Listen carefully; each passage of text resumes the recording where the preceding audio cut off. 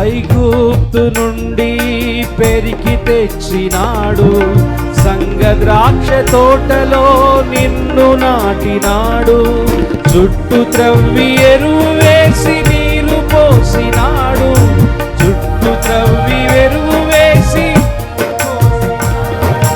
తన స్వాస్యముగా నిన్ను ప్రత్యేకపరచినాడు, తన స్వాస్యముగా నిన్ను ప్రత్యేకపరచినాడు.